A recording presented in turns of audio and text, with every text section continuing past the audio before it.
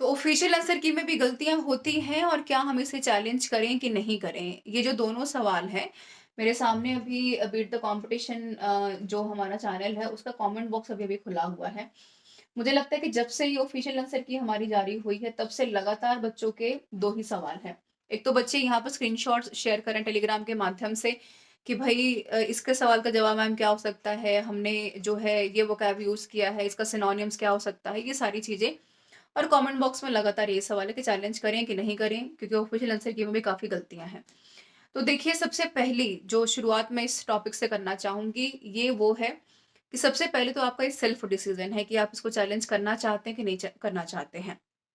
दूसरी इंपॉर्टेंट चीज़, देखिए official answer की आने का मतलब ये नहीं होता है कि वो आपके सामने फाइनल आंसर की रिलीज़ कर दी गई है। बिल्कुल, जैसे ही बच्चे इसको चैलेंज करेंगे क्योंकि 6 तारीख लास्ट डेट है, 6 जनवरी के बाद आप चैलेंज नहीं कर सकते। उसके बाद जो ईएमआरएस है, सीबीएसई की तरफ से एक सब्जेक्ट एक्सपर्ट्स दोबारा बैठेंगे, जिनके चैलेंजेस ज़्यादा आए हैं क्वेश्चंस को लेकर के, उनको चेक किया जाएगा जिन-जिन बच्चों ने चैलेंज किया है और चेक करने के बाद एक फाइनल रिवाइज़्ड आंसर की आपके सामने प्रस्तुत की जाएगी रिजल्ट से पहले। तो घबराने वाली बात इसमें कोई-सी भी नहीं है।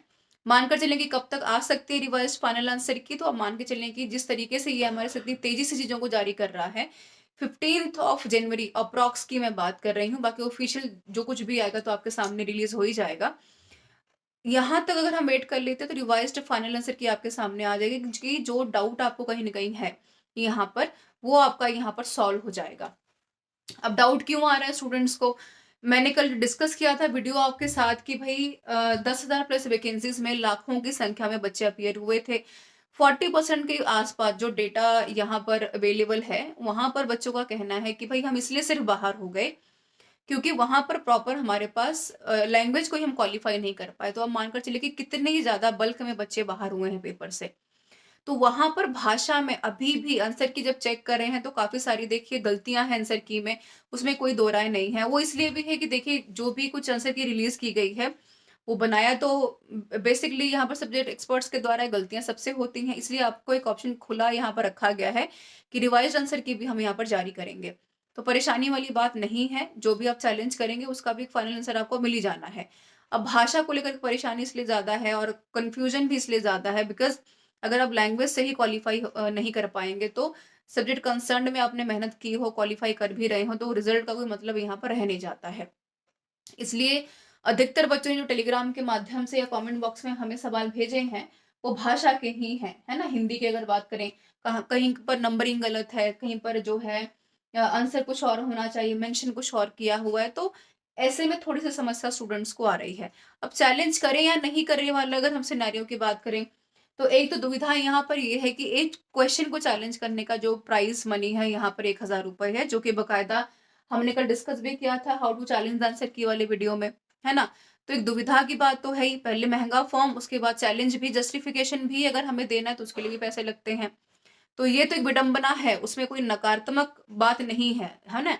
इसमें तो कोई दो राय नहीं है। एक तो लंबा इंतज़ार और फिर ऊपर से महँगी फीसें और फिर महँगा जो है जस्टिफिकेशन का पैसा भी। तो ये एक अलग बात है। लेकिन देखिए क्योंकि जो चीज़ें डेकोरम है उनको फुलफिल करना ही है। आपके सिलेक्शन से ऊपर कुछ भी नहीं है। तो इसमें एक आप ये काम कर सकते हैं, चैलेंज करें कि नहीं करें, कि आस-पास के जो आपके जो सहपाठी हैं, कैंडिडेट्स हैं, दोस्त मित्र हैं, उनसे 2 सवाल आप अगर आप चैलेंज करें तो 2 सवाल बाकी के बच्चे चैलेंज कर सकते हैं। तो ऐसे में थोड़ी-सी बीच का रास्ता निकालने की आवश्यकता आपको रहेगी। क्योंकि देखिए बेशक चीज़ें कितनी भी आउट ऑफ बॉक्स हों, लेकिन सच्चाई इतनी है कि कैंडिडेट्स ने दिन-रात मेहनत की है। चाहे अगर एक सवाल से भी 0.5 से भी अगर आपका सिलेक्शन रुक रहा है, तो कोशिश करें कि जितना भी संभवतः हो सके उस चीज़ों को चैलेंज करें ताकि कम से कम आपके माध्यम से बाकी बच्चों की मदद हो पाए। बाकी जितनी भी कोशिश हमारी तरफ से की जा रही है, उतनी हम कर रहे हैं, जितनी भी हमारे हाथ में चीज़ें हैं। फिर भी जो कुछ भी रहती-सहती सहायता या मदद की आवश्यकता आपको हमारी तरफ से है, तो कमेंट करके बताइएगा ज़रूर। कोशिश करेंगे कि जितना भी आवश्यकता यहाँ पर आपके लिए हम अवेलेबिलिटी करवा सकें हर एक चीज़ की, चाहे वो आंसर को चैलेंज करने की बात हो, चाहे यहाँ पर क्वेश्चंस को देखने की बात हो, आपके क्वेश्चन का जवाब देने की बात हो, तो हम अवेलेबल हमेशा हैं यहाँ पर। तो एक चीज़ को आप ये भी यहाँ पर गौर फरमा सकते हैं। This is all about the session everyone. बाकी वेट करेंगे रिवाइज़्ड आंसर की का, परेशान बिल्कुल नहीं होना है। थोड़ी बहुत गलतियाँ जहाँ हुई हैं, उम्मीद करते हैं रिवाइज़्ड आंसर की में आपको मौका मिलेगा। अगर एक आधे नंबर से अगर आप डिस्क्वालीफाई कर रहे हैं पेपर तो बिल्कुल हम इस चीज़ की शुभकामना आपको देते हैं कि रिवाइज़्ड आंसर की जब भी आपके सामने आए तो उसमें बिल्कुल जो है आपके आंसर्स आपके अकॉर्डिंग सही हों और आप जो है बेहतर नंबर लेकर सिलेक्शंस अपना इंश्योर करें। This is all about the session. Thank you so much. उम्मीद करती हूँ कि आपका जो सवाल का जवाब है सटीकता से दे पाई हूँ। फिर भी अगर कुछ रह गया हो तो कमेंट करके ज़रूर पूछिएगा। Thank you so much for being with me.